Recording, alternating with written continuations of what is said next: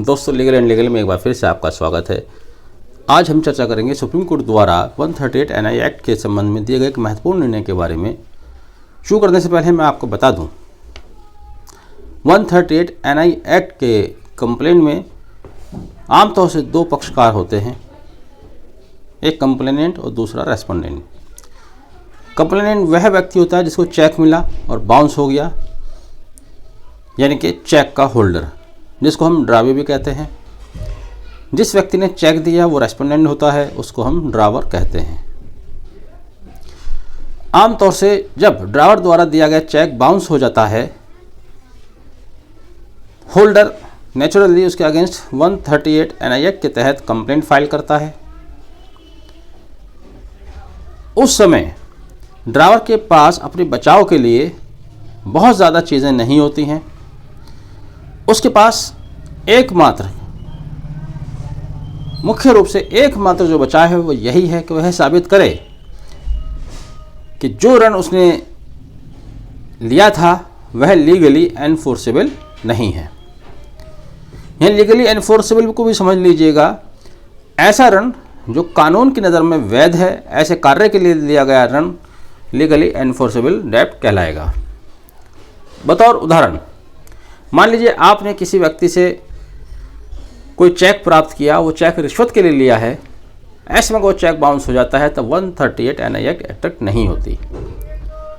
इसी संबंध में एक महत्वपूर्ण उदाहरण दिया जाता है, बहुत ही इंटरेस्टिंग, मुंबई का, कि अमुक व्यक्ति ने दूसरे व्यक्ति को मारने के लिए, अपहरण करने के लिए सुपारी के एवज में चेक दिया, वो बाउंस हो गया।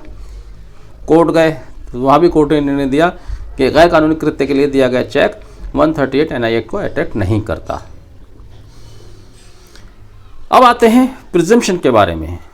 दरअसल ये निर्णय जो कि 10 नवंबर 2022 को जस्टिस JK माहेश्वरी तथा जस्टिस संजीव खन्ना द्वारा दिया गया है, SLP नंबर 5241/2016 में, जैन P. जोस बनाम संतोष एंड अनदर्स। इस केस में क्या हुआ, ये प्रिजम्पशन को लेकर है। जैन P. जोस, जिन्होंने 9,32,000 रुपये का ऋण दिया हुआ था, रेस्पोंडेंट संतोष व अन्य से एक चेक प्राप्त किया। वो चेक बाउंस हो जाता है, जिसके अगेंस्ट वो नोटिस भेजते हैं और कंप्लेंट फाइल करते हैं।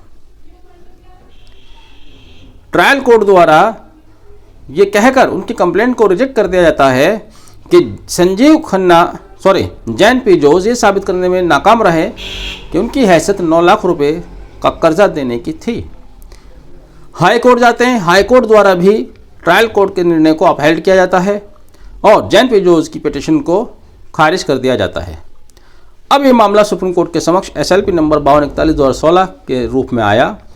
यहाँ सुप्रीम कोर्ट ने स्पष्ट कर दिया कि होल्डर के पास जब चेक होता है तब वहाँ सेक्शन 118 व 139 में प्रिजम्पशन की जाती है कि ये चेक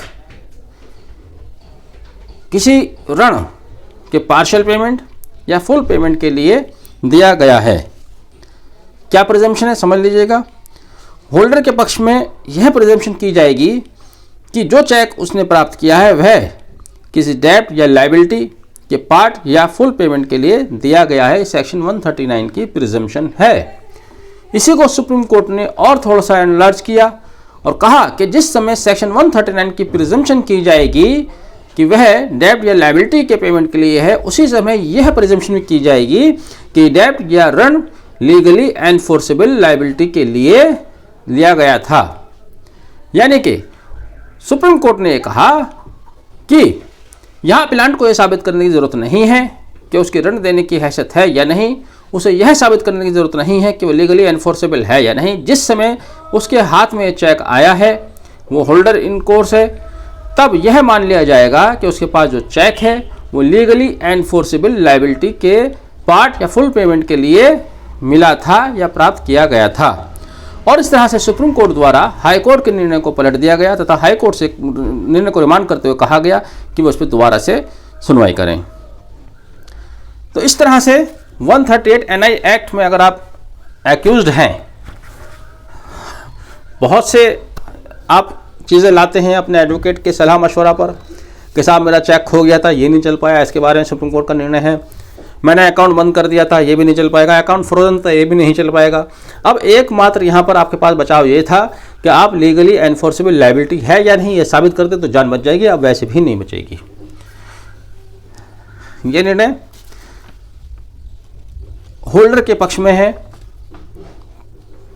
उनके लिए एक अच्छा निर्णय है और महत्वपूर्ण निर्णय है।